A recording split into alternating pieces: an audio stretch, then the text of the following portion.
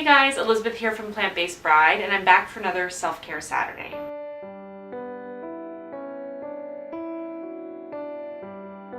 So today I wanted to talk about self-care while traveling. As you guys can tell, I'm in a different place. I'm sitting on the floor in the corner of the room I'm staying in here in Edmonton. I apologize if the quality isn't ideal. I'm still trying to figure out where I can film, where it works. It gets dark pretty early here in Edmonton and I'm rehearsing all day, every day, so it's a bit of a struggle. But this is what I have for now. So I wanted to talk about tips for maintaining your self-care practice even while you're not at home. And the main thing I want to drive home before I even get into those tips is that the best thing you can do is try to continue all of the self-care practices that you normally do. So try to maintain as much of that self-care routine as you can, no matter where you're traveling to, and that will really help you to feel better because you're maintaining that habit, that routine. But it also is a way for you to take care of yourself, which is the whole idea. So that's the first thing I really want to make clear. You should be trying to maintain as much of your normal self-care routine as you can. But here are another 10 tips that I think might help you while you're traveling.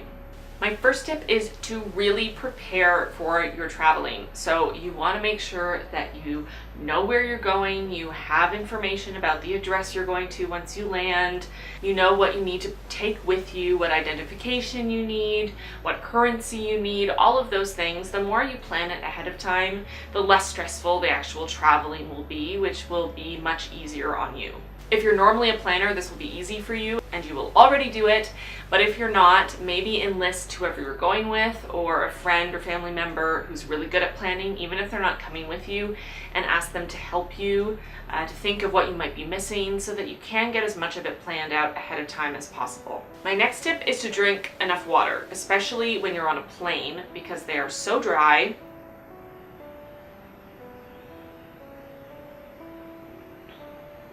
Or if you're in Edmonton, where it feels like you're in the desert all the time. Being hydrated is always important, but it is extra important when you're traveling, so don't forget. My third tip is to actually allow your body to adjust to the time difference. There are lots of different methods or techniques you can use to try to adjust to the time difference more quickly, but sometimes you just need to go to bed a little earlier or sleep in a little bit later for the first couple days until you adjust. Don't try to force your body to just switch into a new time zone, especially if there's a pretty big difference, because it's really not going to feel very good and it's not going to make your trip as fun. So just be easy on yourself and let yourself adjust to that time difference naturally. It will happen a lot faster than you think. Tip 4 is to eat well. Even on vacations, you need to make sure you're getting all of the nutrients your body needs. Keep eating as close to your normal diet as you can. I know this can be so hard, especially if you don't have access to a kitchen or a fridge, but do the best you can. And it's not about being perfect. A lot of times when you're traveling, you do have to make exceptions, you have to make sacrifices, but do the very best you can. I'm really lucky because here I have access to a kitchen, I have my own fridge, so I've gone grocery shopping and I'm eating all the same foods I normally would eat and preparing foods at home to take to rehearsal, making my own dinner, all of those things. So I'm able to continue my diet the exact same way I would at home, which is a whole foods, plant-based diet, a vegan diet. And that is really helping me to feel really great, even though I'm in a new time zone and a new environment. My fifth tip is to schedule rest time. You can schedule every moment of your trip, but I highly encourage you to not do that. Give yourself time between activities. Give yourself maybe even a whole day where you don't plan anything, because your body needs to rest. Going constantly hiking or going cliff jumping or snorkeling or whatever it is you're doing on vacation, all of those things take energy and effort. Just because they're not work doesn't mean they won't make you tired. So you do need to take time to rest, and vacation is the perfect time to allow yourself to rest and rejuvenate, not just mentally, but also physically. So don't be so hard on yourself to fit in everything you can every moment of the day. I know for me, when I think back on vacations, a lot of the best moments happen just when I was relaxing, just sitting on the beach doing nothing with my husband, or just playing Monopoly on an afternoon where we didn't have anything planned. Those things really stick out to me, and a lot of times those are the best parts. Obviously, going to the Louvre is amazing, and you should definitely go if you're in Paris, but you don't have to go to the Louvre or do things similar to that every moment of every day. This leads really well into my 6th tip, which is you don't have to see and do everything, especially if you're going to somewhere like Paris, where there are so many different places to go and things to see. You don't have to see everything. Go to the places that really, really interest you the most. Enjoy those as much as you can, and if there's a lot that you missed out on, go back again someday. You don't have to try to fit everything into your trip, because those things are still going to be there next month or next year or next decade.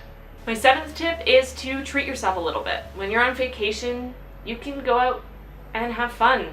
I normally don't drink, but when I'm on vacation, sometimes I'll go have a mimosa because it's fun. And you need treats from time to time, and you don't have to feel bad about it. If you want to lie on the beach and do nothing all day long, don't feel bad about it. Enjoy it. My 8th tip is to move your body. It doesn't have to be formal workouts, but just move it. Walk around. Explore the city you're visiting. Go do activities and see sites that involve physical activity, like things I mentioned earlier, hiking, snorkeling, skiing, whatever it is. Move your body, because as I talked about in my Self-Care Saturday on exercise, which I'll link here for you, exercise is so important for mental health. My 9th tip is specifically for if you're traveling on a plane or a train or a long car ride, something like that. Bring relaxing activities with you. So if you're going to be on a plane for 4.5 hours, maybe bring a coloring book or bring Sudoku or a good book. Bring those relaxing activities that you can kind of lose yourself in and relax, that you can then continue to use throughout your trip when you're on the beach. Or if you are having trouble falling asleep in a different bed, you can have a good book to read. Those things can really help, especially if there's something that make you think of home, that can make you feel connected to home, especially if you tend to get homesick or are traveling by yourself. And my very last tip for traveling and maintaining your self-care is to be present. Take in the moment that you're in, take in the place that you're in, be grateful for the chance to be there, and just allow yourself to truly be there. So being present is something that's very hard for me to do, but when I am present, it makes me enjoy myself and my life so much more.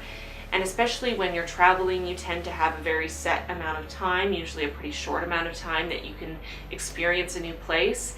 And if you're not present, you're really not going to remember the experience. So forget about what's happening at home. If you got in a fight with your friend before you left, or you have a project at work that you have to get back to when you get home, or whatever, forget about it. Enjoy your trip, enjoy your vacation, and be present in the moment. So I hope some of these tips will help you when you're traveling and hoping to maintain your self-care.